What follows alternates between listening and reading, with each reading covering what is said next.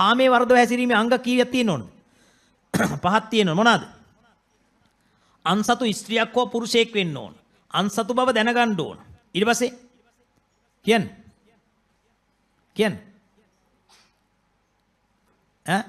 Sorry හතරයි. සේවනය කරන්න ඕන. ඒ සේවනයේ ඉවසන්න ඕන. ඒ කියන්නේ ස්ත්‍රී පුරුෂයන් අතර සිදුවෙන ලිංගික සේවනය කරන්න ඕන. ඒක ඉවසන්න ඕන.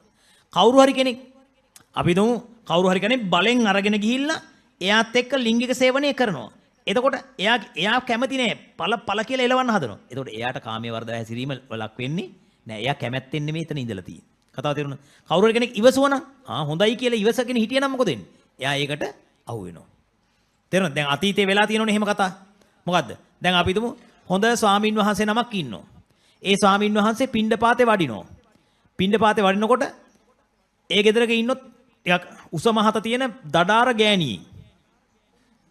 මේ ගැහිට හාමුදුරුව පෙරෙහි ඇති වෙන මොකද්ද? රාගසිතක්. හාමුදුරුව චුට්ටක් ලස්සනයි. හරිද? මොකද කරන්නේ? පිණ්ඩපාතේ වඩනකොට හාමුදුරුව මෙහෙම පාත්‍රය අල්ලගෙන ඉන්නවා. ගෑහිට මිනිහා ගෙදර නැහැ. ඇදලා ගත්ත හාමුදුරුව කාමරය ඇතුළට. ඇදලා අරගෙන මොකද වෙන්නේ? අඹු සැමිය වශයෙන් හැසිරුණා. හරිද? හාමුදුරුවෝ බය වෙලා අඬාගෙන එනවා.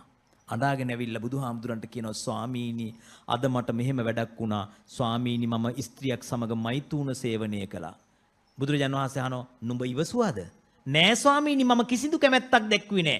හැබැයි ඇය හරි ඡණ්ඩ පරුස ඇඟපත මහත දඩාර ගෑණියෙක්. මට කරගන්න දෙයක් නෑ. මං හද්ද නැතුව හිටියා. හැබැයි ස්වාමීනි මං කැමැත්තෙන් නෙමෙයි හිටියේ. එහෙනම් ඔබ පරාජිකා නෑ. මොකද කිව්වේ? එහෙනම් ඔබ පරාජිකා කියන්නේ උපසම්පදාව පරාද වෙලා නෑ.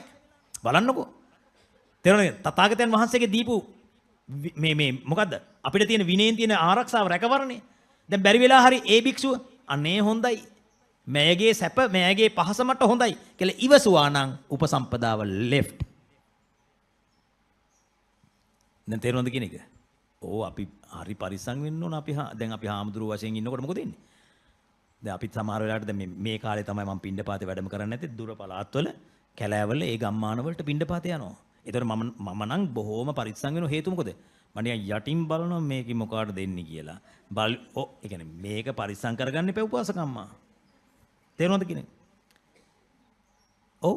සමහර වෙලාවට මොකද වෙන්නේ? දැන් ඕගොල්ලෝ හිතුවට දැන් අපි මෙහෙම බණ කියනකොට සුන්දරව බණ කියනකොට ඕගොල්ලෝ හිතුවට සමහරකට පාත්‍රයේ මෙහෙම දෙන ගමන් සමහරට පාත්‍රයේ දෙන ගමන් උපාසකම්මලා අතින් අල්ලනවා. රාග බරිත කෑනු ඉන්නවා. එතකොට මොකද කරන්න ඕන? බොහොම ප්‍රවේශමෙන් අත් දෙක මෙහෙම තියාගෙන ඉන්න බැරි වෙලාවත් එයාගේ පහස හොඳයි කියලා ඇල්ලුවොත්